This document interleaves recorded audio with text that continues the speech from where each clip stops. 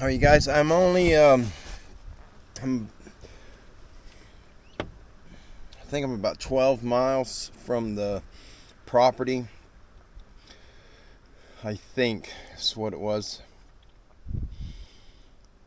But I gotta find the dirt road that cuts across from where I'm at now to the big dirt road that goes back toward the property. I'm gonna pull up, check my map, and if I can find the road that goes straight to the property, I'm gonna run over there. I'll have to go toward the rain. I don't know if you can hear the thundering. But if it's not raining, we'll go set up at the property and go do some articles. I think depends if the rain gets here or not. But if I can't do them due to the rain, I will figure something out. It's too hot today to do them in the truck. I gotta cool off a minute. I don't have air conditioning, so I'm standing here in the breeze. Got something in my eyeball.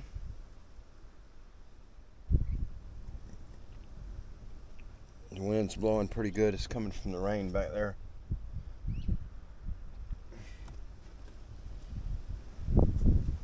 Let me check right quick. Because if it's not raining, I'm going to pull up the radar. If it's not raining back over at the property, which I'm pretty sure it is, but if it's not, then I'm going to go. I ain't got much signal here either. Well, I got 2 bars. But if it's not raining over there, we'll go over there and do some articles. I don't have a good enough signal to...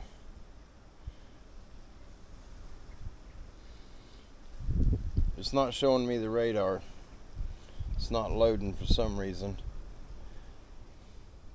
Oh, there it goes. Alright, it's loading up. It's getting dark that way. That's west of me.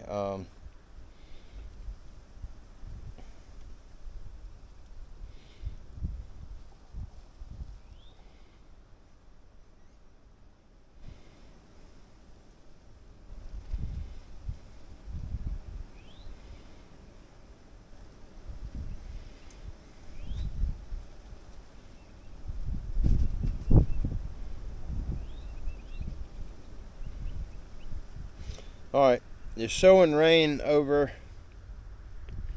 at the property right now. I'm sorry you guys, I'm just trying to figure out. Signal's not that good here either. It's better than what it is at the property, but it's not very good. It's not showing any rain on the hourly. But I've got at the property. It's under a severe thunderstorm watch, a lightning alert, a severe storm risk, and a commuter alert. But it's not showing any rain on the hourly at all. At 4 o'clock, it's showing 10% at 4 and 5 o'clock. And it is 1:30 right now. All right, I'm going to get it together. And we're going to head to the property. Bear with me just a few minutes. I apologize. This video is going to be all over the place. And I'm going to try to find a spot and we can go do some articles. Be right back.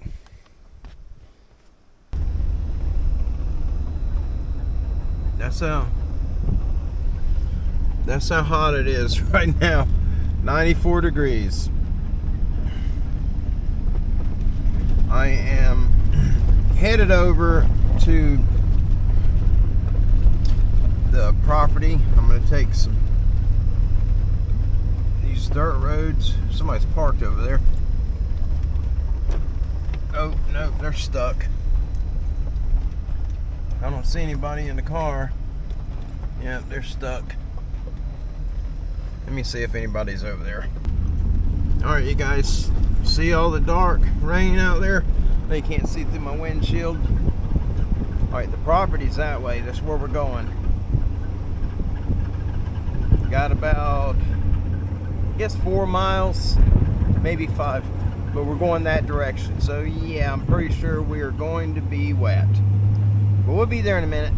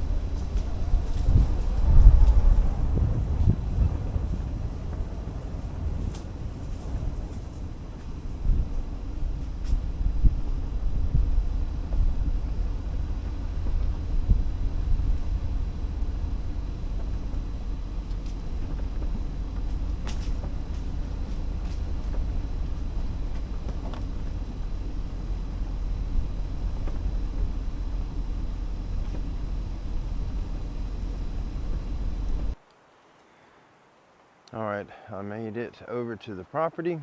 Excuse me. I'm gonna go down in here. We're gonna go in the water. I had to put my snake boots on. I'm down to one pair of shoes, my everyday hiking boots, and I do not want to get them wet.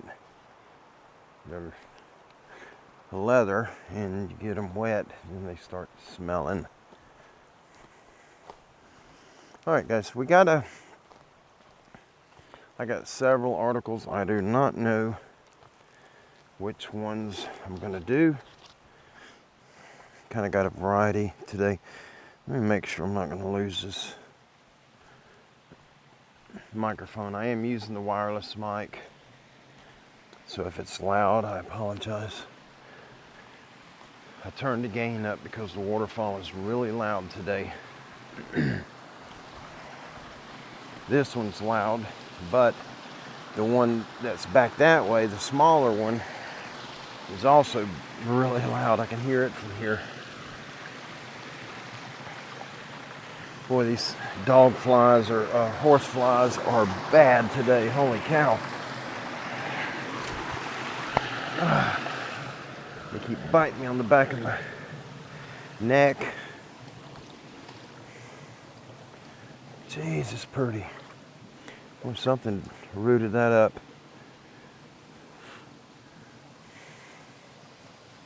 I bet the pig is back in here. It's been rooting around right over there too. See the little stream right here flowing? That's from there's a little spring head. Oh, he's been rooting around over there too. There's a little spring head right there where it's coming out of the ground and it's running down. They're all over in here. All right, I'm not gonna go far. I wish I could get on the other side of the waterfall.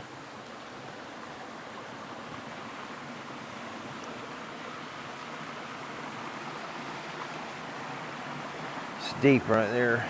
Probably gonna be over my boot, so I'm not gonna.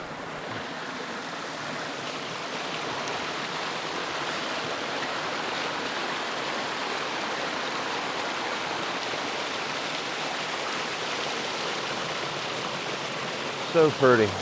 God, that's beautiful. My plan is to eventually, I'm going to clear all this out in here. We're going to leave the bigger trees to take all the scrub out. And we want to have a little area where we can get down in here and set. Put up a little, there's a point right here, a little land point that comes out. And I want to put up a picnic or a park bench right there. I've got one that I made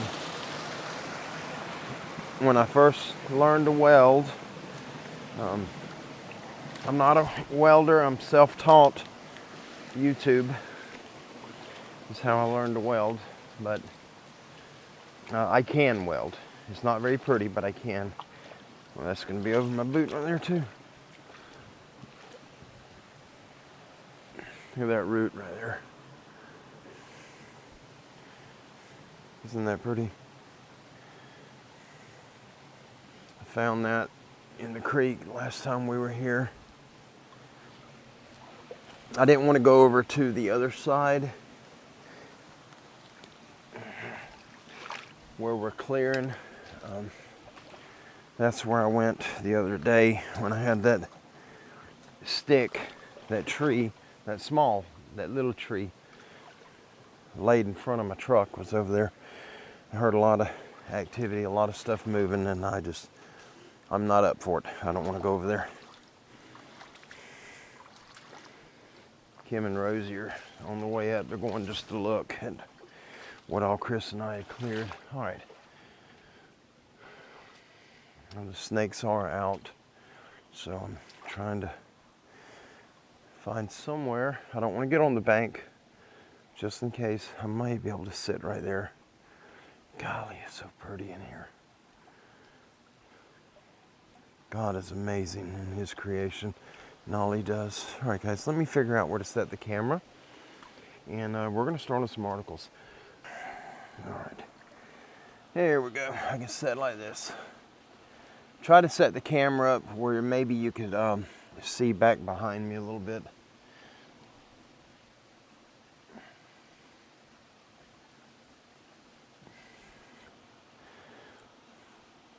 I wish I could sit back over there somewhere. I got a chair, but it's in the truck. All right, forget about all that. Let's get it. let's get with it.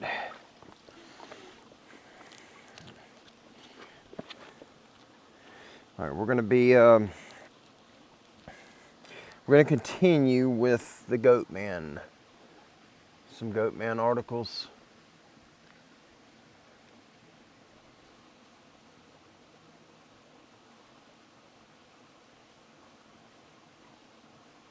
It sounds like that gibberish talk. Can you guys hear that?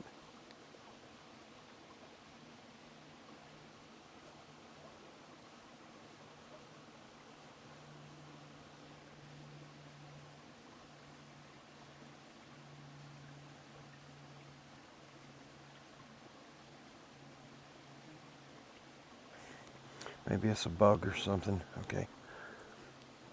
I'm going to try to do this. I want to finish the articles. I don't want to leave until I get some articles shared with all of you. And again, for those that are new here, I received these articles from our brother Don Moore. He's part of our YouTube family here. An amazing man. We're bonded with him. All of us are here, I'm sure. And me and my family are bonded to him spiritually. He's an amazing man. And he just deserves so much more credit than what he receives.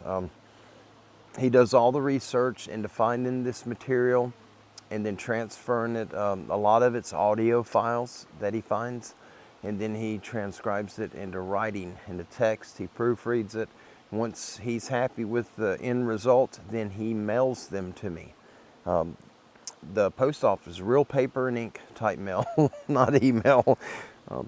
But anyhow, I am going to talk to him. I do want to get you guys' opinion, and I may just put a poll up. I think I'm going to put a poll up, and I'll tell you right now what the poll is. And if you guys could go in there and just so we can see how you feel. It takes a lot for me to get the pictures when I'm out here, normally because of wind or I'm sweating real bad. And I'm trying to hold these pages in a way that I don't get them sweaty. But I have not talked to Don yet, but I'm going to. I want to see what his thoughts are on, because he's getting all this material for us. He's doing that, and I wanted to see what he thought about when I do the articles. He could put up a video showing, titled. If you got an article titled Bigfoot Attacked in 1905, just as an example, I could put that article up, share the article with you, and get him to put up a video with the pictures in it for that article. And it'll be titled, the same title, but at the end of the title, Bigfoot Attacks 1905, picture format or something, something on those lines. But I don't know. I got to talk to him, see how he feels about it. Just to help him boost his channel up, build his YouTube family up, try to get his subscriber base a little heavier, a little more people over there to support him. He does amazing work for us here, for all of us. And anything I can do to help him, I would love to do it. And I think that may help him at least build his YouTube family up. He's already really close with a lot of you. But all right, guys, we're going to start with this. Just be looking for the poll.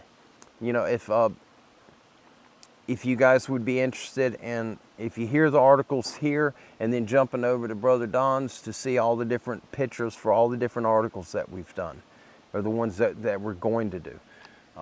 It's just an idea, just a thought is all it is. If the majority of you aren't interested, it's no big deal at all.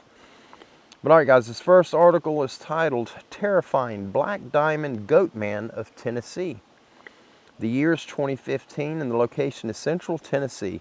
The information source for this article is personal testimony from multiple eyewitnesses and a missing child report from the police. This happened in 2015. I live out in the country in the middle of Tennessee. I first want to say to anyone that may try to debunk my story. 1, there are no bears or bear-sized predators here. There are black bears in East Tennessee and the Smoky Mountains, but that's about it. And number 2, I do drink beer, but I am not a heavy drinker, nor was I drunk during this encounter.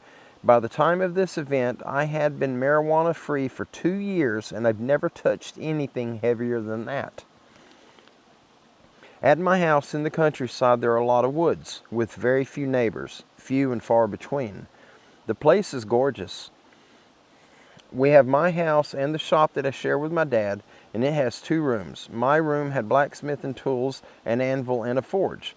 My dad's room had woodworking tools for building guitars. We also had a small garden.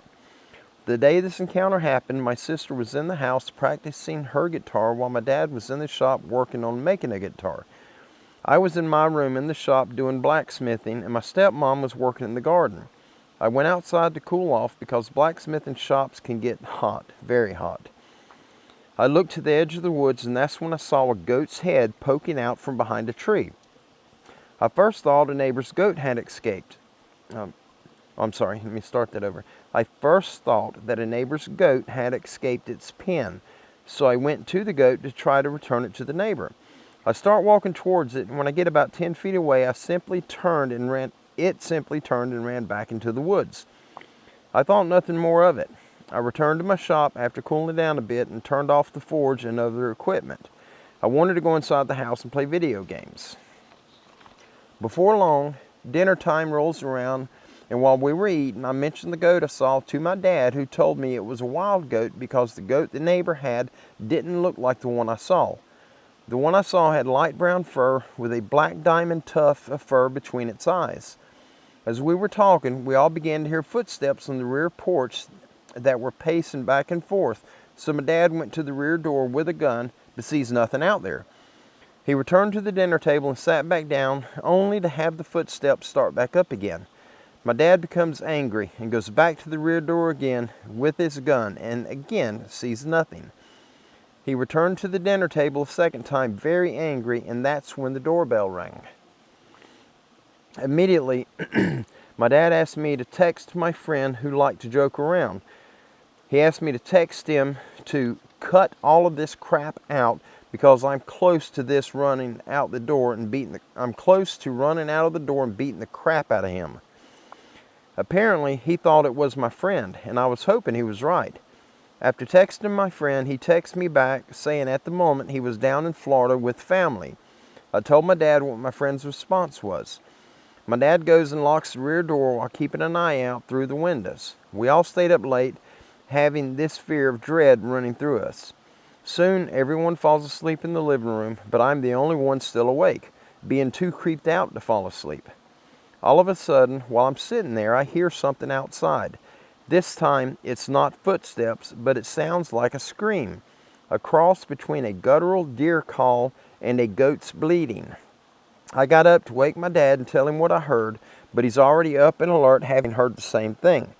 With his rifle in hand, he hands a rifle to me, and we both went outside to investigate. We didn't even get off the rear porch before we see it. It was 8 feet tall, human-shaped, legs bent at weird angles and hooves for feet.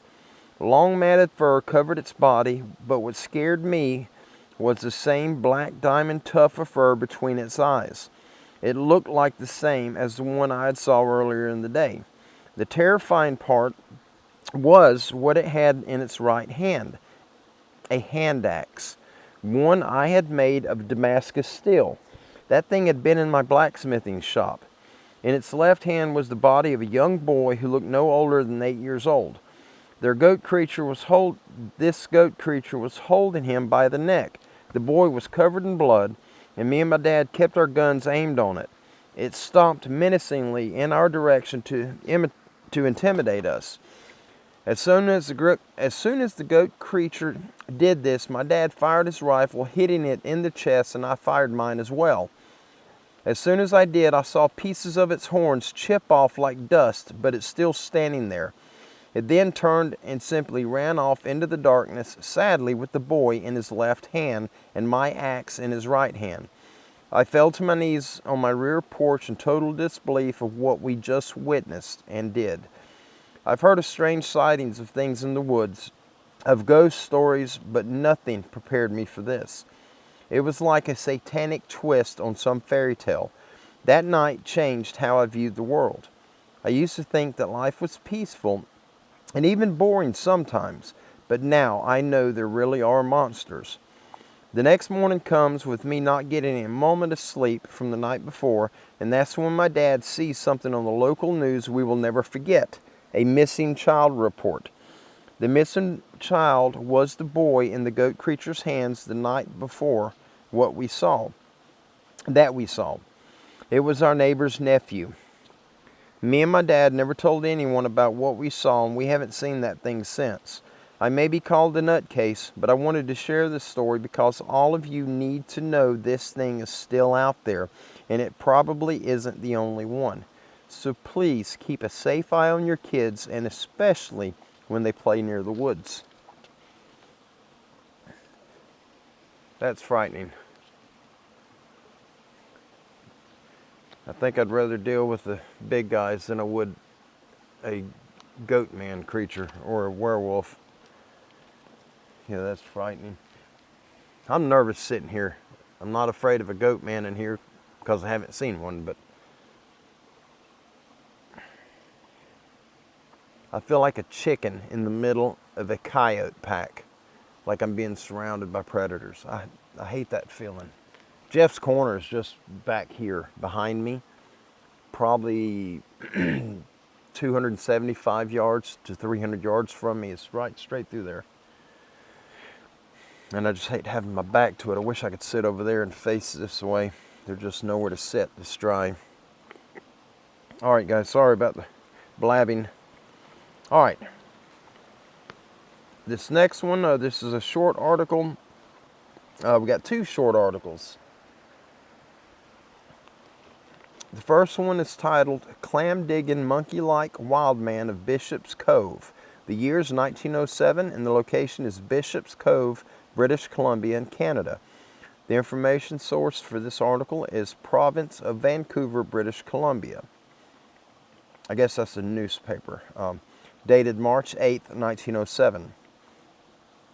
A monkey-like wild man who appears on the beach at night, who howls in an unearthly fashion between intervals of exertion at clam digging, has been the cause of depopulating an Indian village, according to reports by officers off the steamer Capilano, which reached port last night from the north. The Capilano, on her trip north, put into Bishop's Cove, where there is a small Indian settlement. As soon as the steamer appeared in the sight, the inhabitants put off from the shore in canoes and clambered on board the Capilano in a state of terror over what they called a monkey, covered with long hair and standing about 5 feet high, which came out on the beach at night to dig clams and howl. The Indians say they had tried to shoot it but failed, which added to their superstitious fears. The officers of the vessel heard some animals howling along the shore at night, but are not prepared to swear that it was the voice of the midnight visitor who has frightened the Indians.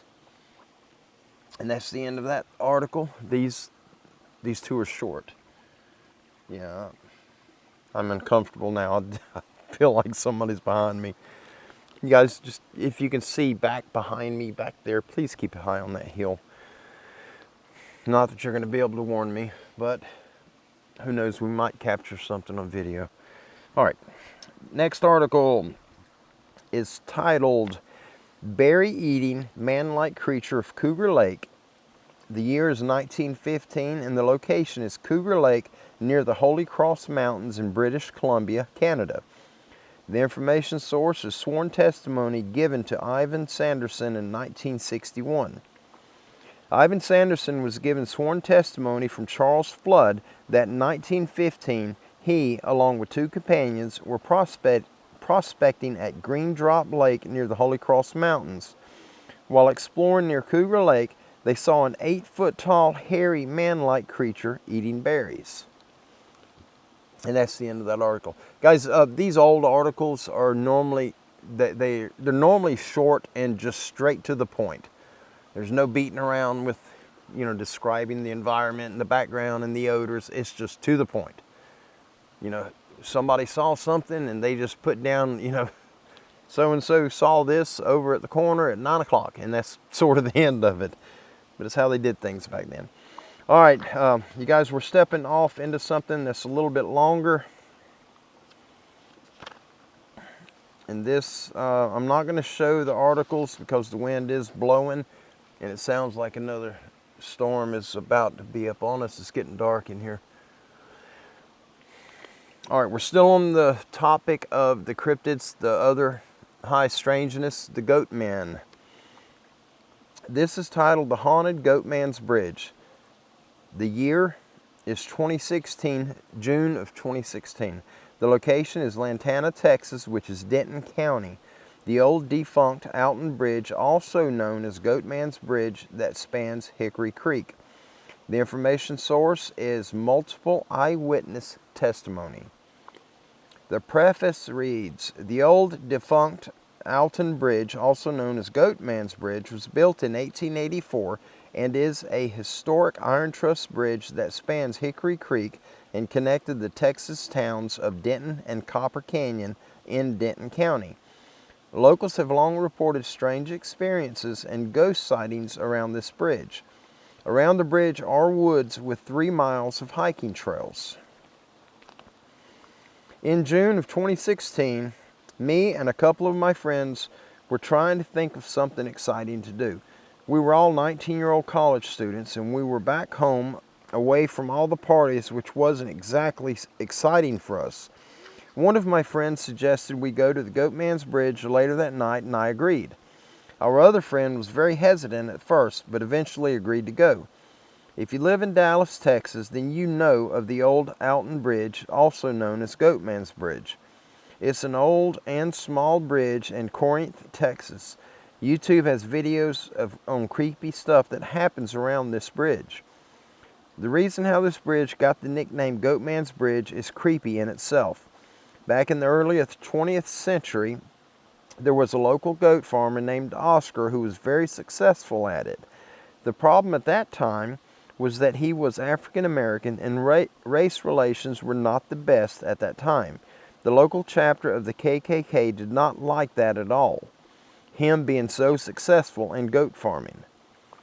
One day, they kidnapped him and took him to the old Alton Bridge, tied him in a noose, and threw him over the side. Looking over the side, all they saw was an empty noose. Getting spooked and angry, not knowing if he had escaped, they went back to his house and they took revenge on his family and his goats. Now, people say the bridge is haunted by Oscar or some sort of inhuman being that's out for vengeance. We drove from Capel to Corinth, which wasn't a long drive, only about 20 minutes. The entire way there, I was a bit excited and reminiscent because I used to live in Corinth, Texas when I was a kid, and my house was only a minute or two drive from Goatman's Bridge. When we arrived, it was already dark. The only light came from the moon, and that was much on this night. We got out of our vehicle and headed for the bridge. It had been defunct and unused for years now, and woods had grown around all sides. We finally got to the bridge and sat for a little while. We got bored and decided to walk the trails in the surrounding forest.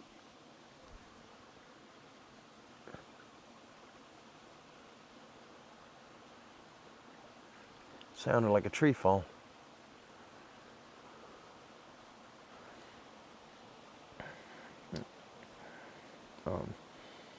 I lost my spot, I'm sorry. We finally got to the bridge and sat for a little while. We got bored and decided to walk the trails in the surrounding forest, which was also said to be haunted. After about 15 minutes of walking, one of my friends stops and asks, "Do you hear that?" We paused our conversation and listened with him, but we didn't hear anything. I told him he didn't hear anything and he must be imagining things. He replied, "Well, that's just it. There's not a single sound." I realized he was right. It was as if someone had pressed the mute button on the forest. I had this gut feeling we needed to get the heck out of there. I told the other guys we should leave right now, but the other guys whined and said we were already out here and we should go a little further. I had little choice. My cell phone was low on battery power, and my other friend only had a flashlight. I was not about to walk back alone through these woods in the dark with a low cell phone battery power and no flashlight. After taking only 3 or 4 more steps, I felt a sudden cold breeze on my neck. I turned around but saw nothing. I brushed it off to the wind in my heightened paranoia, but I couldn't shake the fact that the cold breeze on my neck felt like someone's breath. After walking a few more minutes, we came to this partial clearing in the woods, and there was structure of some sort a little ways away. It was about the size of a shed or a small porta potty. We all stopped to focus and try to see just what it was. In the woods behind us, we heard what can only be described as footsteps, or more accurately, cloven hoofs. It didn't sound like a human footstep, but more of a thump, like a goat or a horse was nearby. It didn't sound right, and it about gave me a heart attack.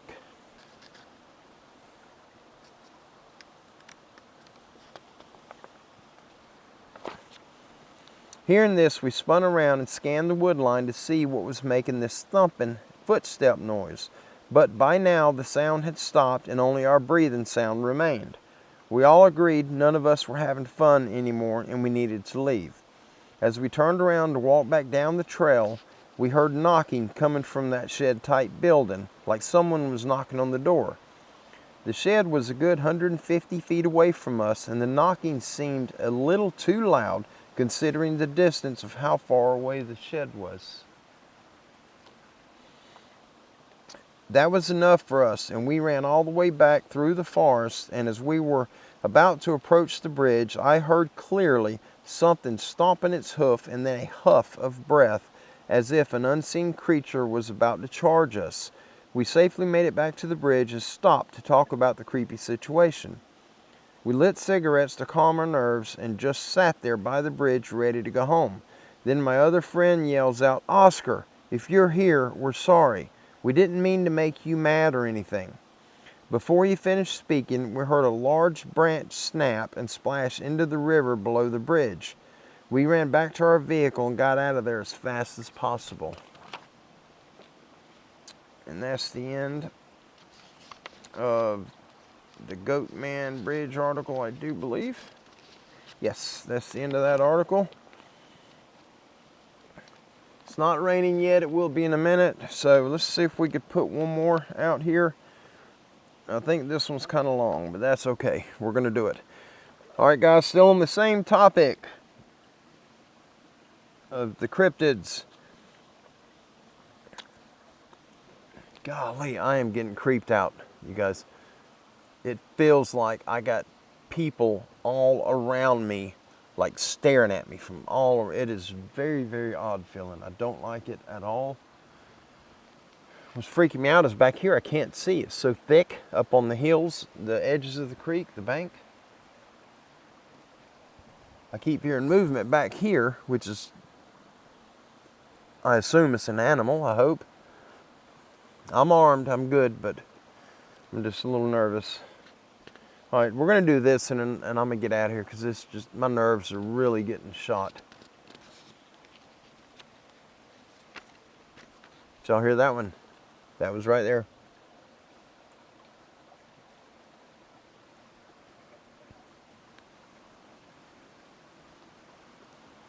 All right, let's get this one out and get gone. This is titled Clomp, Clomp, Clomp, Goatman in My House and It Wants Me. The years of this event was 1991 to 1995 in southern Missouri. The information source for the article is multiple family eyewitnesses with multiple encounters.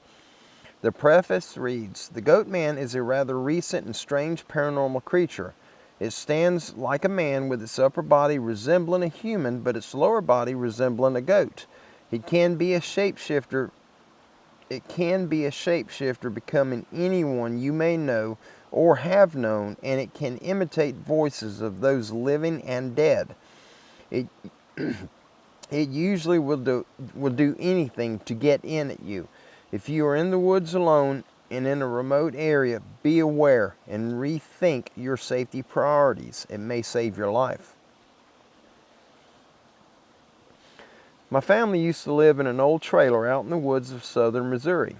We never had much money and did the best we could, but I honestly hated living out there. The place was run down before we ever moved there, with trash in the yard and leaky pipes in the walls, which made the place always smell of mildew. The nearest neighbor was 3 miles down the road, and the place was a very private and quiet place. Don't misunderstand me. I'm very grateful to my parents for doing the best they could with the money they made.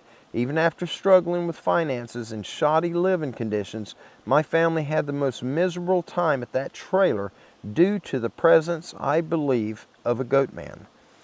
So many things happened that terrorized and traumatized my family with seemingly no explanation.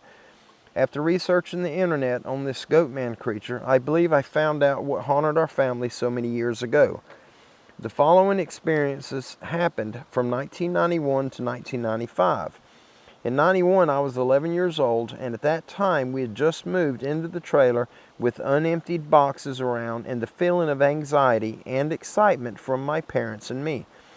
My father had been laid off from his job, so we were forced to move, and this trailer was a downgrade from where we had previously lived. We were all excited about living in the country for the first time with no mortgage and little bills to worry about. I was just a kid, and if there were trees around to climb, I was fine, and there were abundant trees around ripe for climbing. I remember the day we were assigned a chore list, and I thought it was like no more soda, or staying up late, or fast food, but I was wrong. My new task was taking out the trash to a wire bin about 60 feet from the trailer. Being a procrastinator, I ended up doing what I should have done earlier in the day, closer to bedtime and at night. Away from the city and the country, it gets very dark, and especially during a new moon. You're lucky to see a few inches in front of your face. I stepped off the rear porch with big trash bags sloshing behind me. The fear I had felt during the day didn't hit all at once, but had been growing. If only I had taken the trash out earlier. I ran the whole 60 feet from the porch to the wire bin, thinking I heard other footsteps stomping the ground with my own. Thinking it my imagination, I suddenly heard the clomping footsteps out of time with my own. I was not alone out there. As I neared the bin, I could hear and feel a presence just behind me. Reaching the bin and being scared, I threw the bag, but it hit the top edge of the bin and spilled the contents inside the bin, and luckily not on the ground. I turned around to run back to the safety of the trailer, and looking back now, I wish I had circled around or took the long way back to the trailer, a decision I now regret. Right there in front of me, just a few inches away, was a creature about twice my height. It was covered in long coarse hair that smelled like urine, and when I had turned around, it had retracted its arm that had reached out to grab me on the shoulder. I noticed 5 dirty fingers with black nails on the tips. I fell backward on my rump and crawled backwards on my hands and feet, never breaking eye contact with the creature. It shifted a bit, which ruffled its fur, and I noticed the curled horns on its head. Before I could even scream, the thing turned towards the dark forest and bounded away. My anxiety and confusion told me that I had just seen some weird kind of hybrid Bigfoot, but the back-bent legs and cloven hooves assured me this was something different than a Bigfoot. Keeping my eyes on the woods, I walked backwards to the trailer. I shut and locked the door. Honestly, you hear of people seeing creatures crossing the road, but this thing was twice my height, 4 times my weight, and had reached out to either touch or grab me. Sleeping at night was something I could hardly do after this hair-raising encounter, and I would try to catch up on sleep during the day at school whenever possible. It affected my grades. My parents never knew about this encounter, and I didn't bother to tell them. They would have laughed at me anyway. I wish that this had been my only encounter with this creature, but alas, it was not. About 3 months later, my parents decided to go out for a date night while I stayed at home. It had been plenty of time to convince myself it was just a realistic dream and nothing more would happen. I was excited because I could be home alone and do whatever stupid thing I wanted to do, which ended up just being me playing Game Boy on the couch. They said goodbye and we love you, and warned me not to go into their bedroom or I would be scarred for life. The usual parent stuff. The moment they shut that door, I started playing Game Boy and eventually fell asleep with the TV quietly playing in the background. Then I heard a crash sound waking me up, half asleep, but then there was silence. I first thought I had been dreaming and the thud or crash sound was in my dream. I sat there in silence, staring into the hallway by the kitchen. After a while, I decided it was nothing and I started to close my eyes. I woke up the moment I heard my parents' bedroom door open. The door was down the hallway and behind another bedroom door. I knew something or someone was coming. I couldn't see it. That was until the hallway door opened. Not waiting to see what it was, I ran to the kitchen sink, opened the cabinet doors below, and I hid inside. Barely, but I just fit, and I was able to see through a crack in the cabinet door. As the hallway bedroom door opened, my heart raced with excitement. Some thief or burglar had broken through the large window in my parents' bedroom and was inside with me. Clomp, clomp, clomp. Those heavy, close footsteps didn't sound like the shoes of a thief, but sounded familiar. Before I could make the connection of what I had heard, 3 months earlier in the dark, I saw two hairy legs step onto the kitchen linoleum, and I realized it was the creature from before, and now it was inside my home.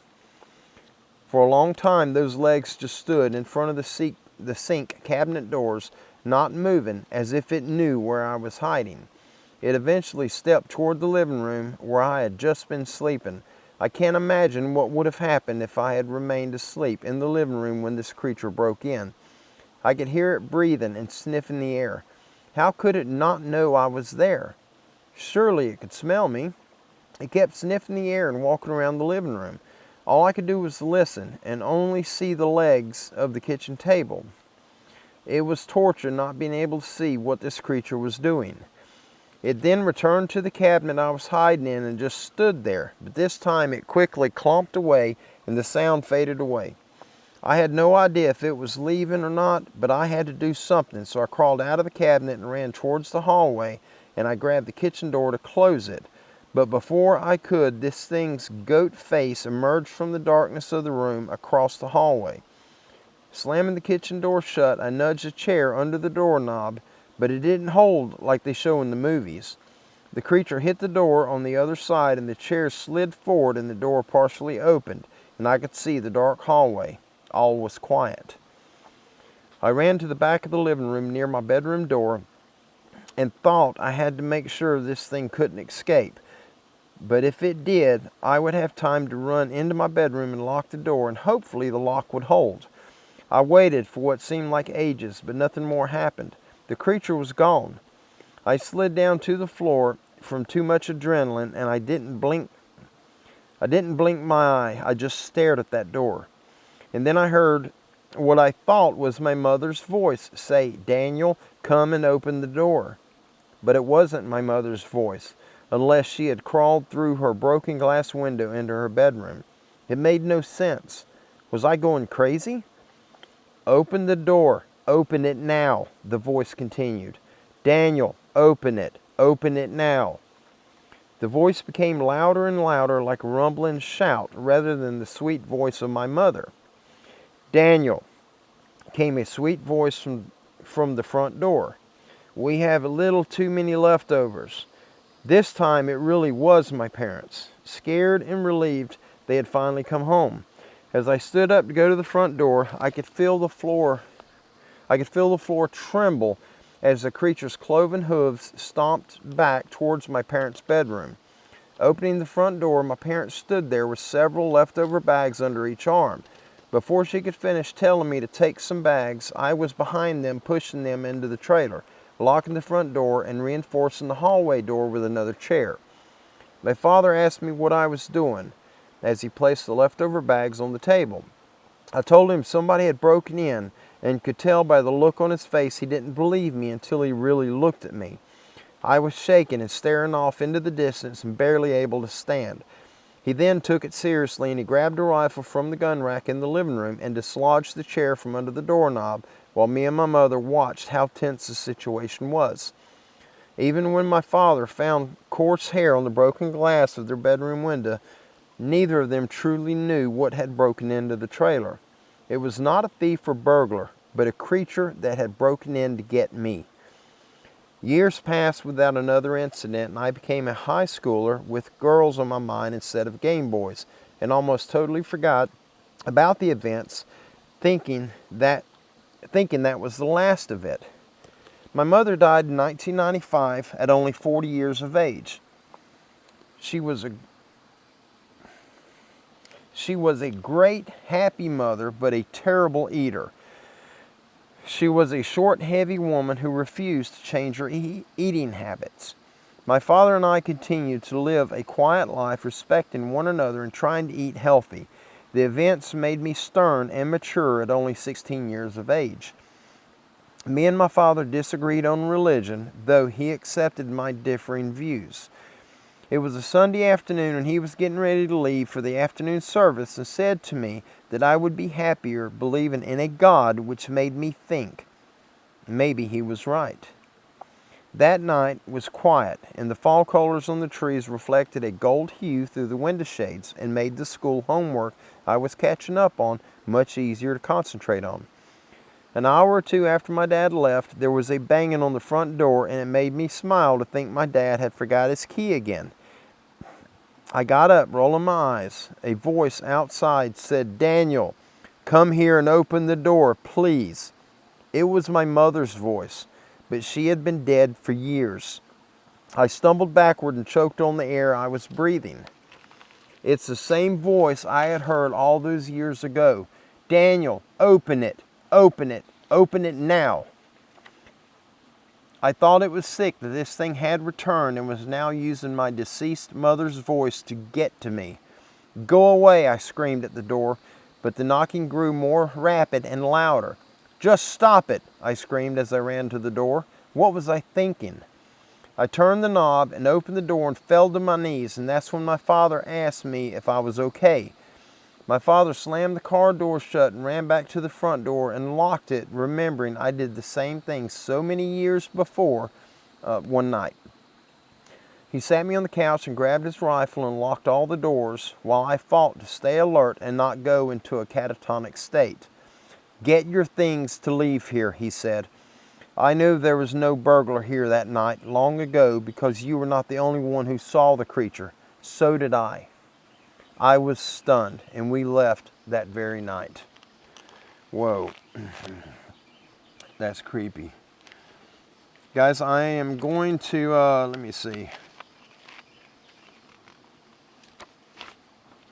I'm going to end it here. We got more articles for another time, but I'm going to show you, this is a 3D computer generated picture. I guess I need to read it. It is a 3D CGI illustration of a kind of goat man.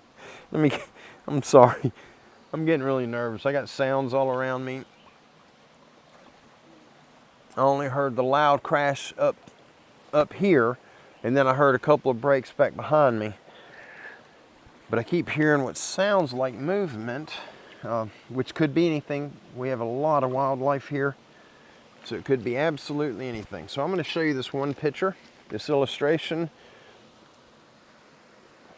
And that's just an artist's rendering, a computer generated picture of a type of goat man. Guys, I do want to thank all of you for being here, and all of you that have sent such kind words to Brother Don for the work he does to provide this information for us.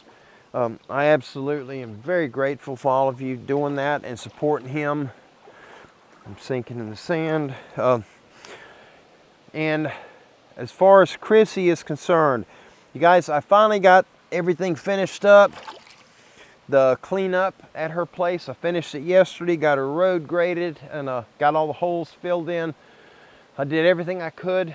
The only thing I'm lacking right now is once we can get her the shelter that was there she was living in the RV because the house that was there on that property at the opposite end wasn't livable, so to speak. It was no AC. It only had electricity in a small part of the house.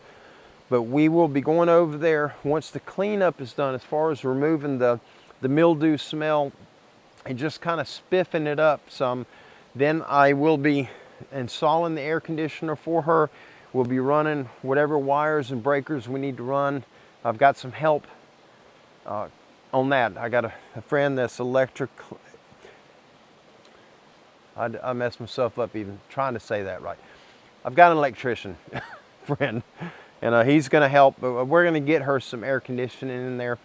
She needs power to run her computer, so she can get back to work, and when the doctor will release her to work.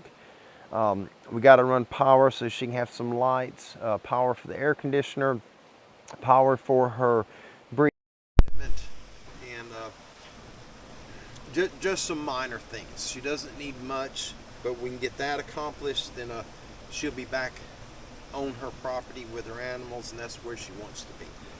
But she is extremely grateful and has asked me dozens of times to pass her love and a big thank you to all of you who have chipped in to make this possible and to help her get past what this tragedy she just went through. So thank you all. We got another plan. One of our brothers here, part of our YouTube family, we're working something out, and I'll fill you in on the details when we get it all done, but we're trying to make a way to where when people are in bad situations that reach out to us, that we can get help for them pretty much immediately, instead of waiting over a couple of weeks for everyone to chip in a few dollars here and there to get the amount that they need. We're trying to get something squared away to where when people are in need, like Chrissy's situation here just recently, one phone call and we can get the funds sent over to the person. Hopefully it all pans out. Once it does, I will be filling you in on how that's going to work. And it's not a situation where everybody's going to send a few dollars in and we're going to build the savings. It's not like that. The way we're going to work it out, if you're interested in being a part of it, you will receive something for it. But I'll explain that to you later. Y'all have a wonderful afternoon. Be blessed in all you do. I love each and every one of you. Thank you so very much for being here. Brother Don, thank you again for the outstanding work that you've done for so long for us to have these articles and to keep us entertained and educated on some of the high strangeness that this world has, especially all the new stuff that's starting to surface. We're in the end of days, and all these things are being released. In my belief, the gates to the bottomless pit are being opened, and we're starting to get all kind of oddities show up, UFOs, all kinds of stuff are happening. We're just coming closer to the day, the great day of the Lord. So just get right with God. Fill your oil in your lantern. Be prepared, not scared, and everything's going to work out for us. Guys, I got to go. That was behind me. That was pretty loud. There's something up there, and it's most likely an animal, but either way, it still got me creeped out. I've witnessed a lot of strange stuff on this property. I don't know if the microphone's picking that up or not. I have no idea. But y'all have a beautiful afternoon. May the Lord bless everything that you do, everything you get involved with, and every breath you breathe. And I will absolutely see you soon. We've got more articles. I am definitely, oh gosh, I sunk. I am definitely doing a live show here in the very, very near future. I'm just waiting to, oh, I'm stuck. Ugh. Just waiting to get to where I'm rested up a little bit. Just got finished at Chrissy's. Get caught up on some sleep in a day or two, and we're going to do a live show. Y'all have a wonderful day. God bless you, and I will definitely see you soon.